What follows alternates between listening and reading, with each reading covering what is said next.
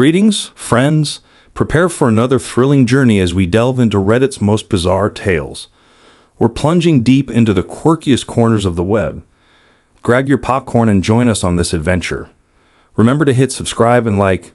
Let's begin. My wife, 31F, and I, 33M, are currently going through a divorce, despite having been married only since May. We were together for 6.5 years before tying the knot. A week after our honeymoon, I noticed a change in her behavior. Initially, I thought we were both just decompressing from the wedding, as neither of us are fond of big crowds. However, a week later, I had my first overnight work trip since getting married, and her responses over the phone were vague. When I was about to leave, she seemed to rush me out the door. The following Saturday, we had a fight because she stayed out 8 hours longer than she had said she would.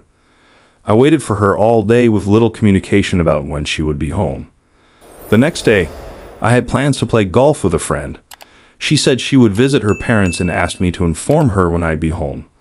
When I got back, she told me she didn't think our marriage would work. I was blindsided. We had rarely fought before getting married, and when she was mad, she usually gave me the silent treatment rather than communicate her feelings. I never imagined things would deteriorate so quickly, just 3 weeks into our marriage. That Monday, I texted her a long apology, expressing my regret for the fight. She replied that she had been unhappy for months and accused me of letting things get bad the last time she wanted to leave. These statements shocked me because I couldn't recall her ever telling me she was unhappy or wanting to leave. That evening, she texted that she was going for drinks and would probably stay at her parents' place. By 10:30 p.m., I knew her parents wouldn't be up, so I used the Ford Pass app, which tracks our car's location. It wasn't at her parents' house, but at a random address an hour away. When she finally got home late, she claimed she had gone to an art festival alone and cried about her situation, but the festival was only 3 miles from where the car was parked. The next day, she came home from work, and we agreed to work on our marriage. However, this lasted only a week. She continued picking fights, hiding her phone, and not wearing her wedding rings. I chose not to confront her about the car's location, fearing it would worsen the situation. The following Friday, we tried shopping for my niece's birthday, but she barely talked to me and was clearly hiding her phone screen. When I asked who she was texting, she blew up and left the house. The next morning, she returned to say she wanted a divorce and couldn't mentally recover from this. I suggested individual and couples therapy, but she seemed to have made up her mind. When I asked about her pets, she seemed detached, asking if I wanted to keep them, as if she had no emotional attachment and had already checked out of our relationship. On Sunday, the day after our separation, my wife came to the house and took all the wedding gift cash off the kitchen counter. When I asked why, she said she needed some money. She still had full access to our bank account and her personal account, which I had no access to. She redirected her direct deposit from our joint account, moved in with her parents, and completely stopped contributing to our marital bills, including the mortgage, car payments, and insurance. About a week later, I looked into our phone bill. I had added her to my phone plan years ago and was able to see the phone number she called and texted. One number stood out. This number called her phone right when I was supposed to leave for my overnight work trip a week earlier. There were 7 calls between her and this number, with 2 of the calls lasting half an hour each. She had told me she planned to meet a female co-worker for drinks that night, but this number didn't belong to that co-worker. They seemed to call each other before and after going out. I even tried to call her from my hotel room that night while she was on the phone with this number, and she told me she missed my call because she was brushing her teeth.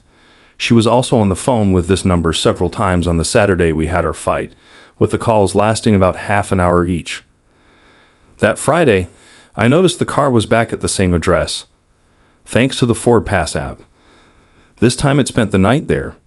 This happened just 1 month and 3 days after we got married. The following week, she spent another night at that address, and then started spending weeknights there in addition to weekends.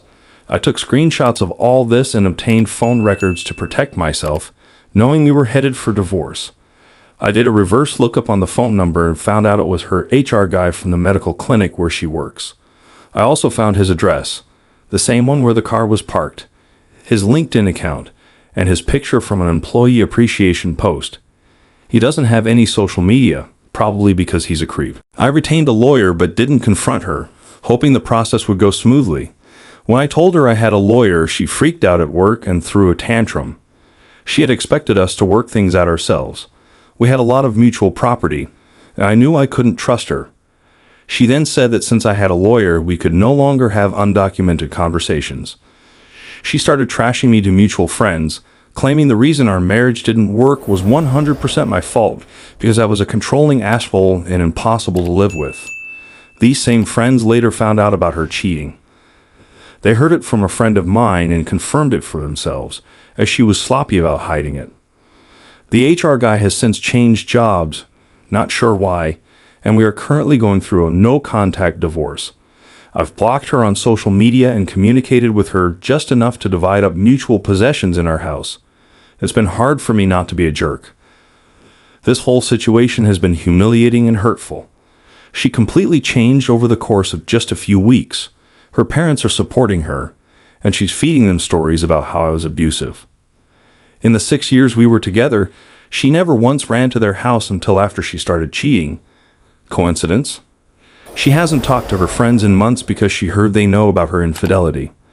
Our relationship wasn't perfect, somewhat complacent, but I never saw this coming. I feel like most of this is just her rationalizing her shitty behavior, and she may have been hiding who she really was throughout our relationship.